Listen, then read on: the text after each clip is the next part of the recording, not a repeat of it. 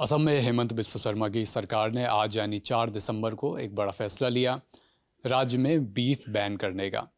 ये फैसला क्या है, किन किन जगहों पर ये फैसला लागू होगा और क्या वजह रही कि सरकार ने असम में ये फैसला लिया, पीछे क्या बैकग्राउंड है, ये सब समझेंगे। हमारे साथ हैं नीरज से समझेंगे फैसला क्या है और इसको लेकर वहाँ पे क्या रिएक्शंस चल रहे हैं। सबसे पहले तो बताइए कि ये फैसला क्या है हेमंत बिस्वा शर्मा। असम के मुख्यमंत्री हेमंत बिस्वा शर्मा ने आज एक प्रेस कॉन्फ्रेंस की। इसके बाद उन्होंने बताया है कि असम के किसी भी रेस्टोरेंट या होटल में गोमांस नहीं परोसा जाएगा और इसके साथ ही इसे किसी सार्वजनिक समारोह या सार्वजनिक स्थान पर भी नहीं परोसा जाएगा।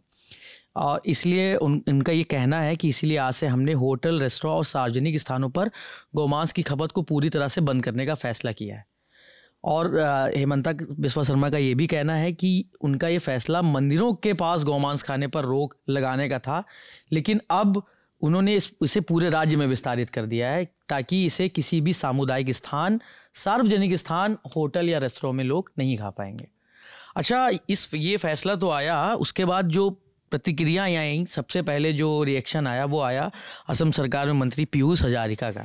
उन्होंने एक लाइन में लिखा कि कांग्रेस इस फैसले का स्वागत करे या फिर पाकिस्तान चले जाए। तो लेकिन कांग्रेस और पाकिस्तान, ये कीवर्ड्स इस पूरे फैसले में कहाँ से आ गए? ये इसकी कहानी शुरू होती है अभिषेक, पिछले महीने जब असम की सामगुरी सीट पे उपचुनाव था।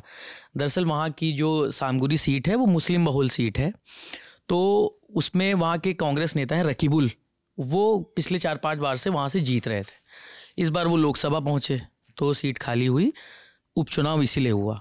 तो उपचुनाव में उनके बेटे तंजील हुसैन चुनाव लड़े। अच्छा, जब ये सब मतलब माना जा रहा था कि कांग्रेस का अभेद किला है सामगुरी सीट, लेकिन बीजेपी के दिप्लू रंजन शर्मा यहाँ से इस बार जीत गए। तब जब वो चुनाव जीते तब रकीबुल ने उन्होंने आरोप ये लगाया कि बीजेपी ने सामगुरी सीट पर मुस्लिम मतदाताओं को आकर्षित करने के लिए बीफ पार्टी का आयोजन किया था। अच्छा ठीक है, ये तो आरोप हो गया।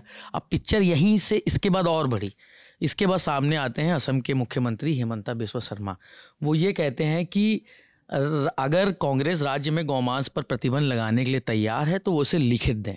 और उन्होंने ये भी पूछा कि क्या इसके पहले सामगुरी सीट पर जो इतनी बार से कांग्रेस चुनाव जीत रही थी, तो क्या वो बीफ खिलाकर या गौमांस खिलाकर लोगों को चुनाव जीत रही थी।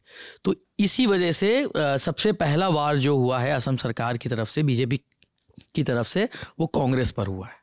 क्योंकि उन्होंने ये आरोप लगाया था कि सामगुरी जो सीट है उस पर उपचुनाव के दौरान बीजेपी ने, ये ऐसा आरोप था कांग्रेस का कि उन्होंने उस सीट पर मुस्लिम मतदाताओं को आकर्षित करने के लिए बीफ पार्टी का आयोजन किया था। तो ये सारा मामला सामगुरी जो चुनाव था, उपचुनाव, उसके इर्द गिर्द था। देखिए, जैसे उन्होंने ये कहा भी है कि पहले उनका फैसला जो था, ये देखिए आप देख सकते हैं यहाँ पर, पहले हमारा फैसला मंदिरों के पास गौमांस खाने पर रोक लगाने का था, लेकिन अब इसे हमने पूरे राज्य में विस्तारित कर दिया है। तो कहीं ना कहीं ये भी कहा जा रहा है कि जो आरोप लगाए गए कांग्रेस की ओर से इस उपचुनाव के बाद, जिसमें वो जीते बीजेपी के, इसी वजह से इसको पूरे राज्य में लागू करने का फैसला लिया गया है। तो क्या इस फैसले पर अभी कांग्रेस की तरफ से कोई प्रतिक्रिया आई? तो अभी तक तो जो हमने चेक किया है, इस पर कांग्रेस की ओर से कोई प्रतिक्रिया नहीं आई है।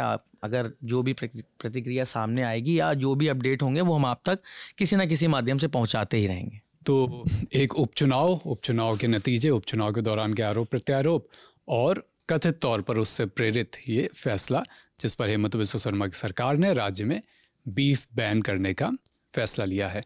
इसके पीछे की क्या कहानी है, फैसले को कहाँ कहाँ लागू किया जाएगा, ये सब आपने समझा। मेरे साथ थे नीरज, कैमरे के पीछे आलोक। देखते रहिए लल्लन टॉप।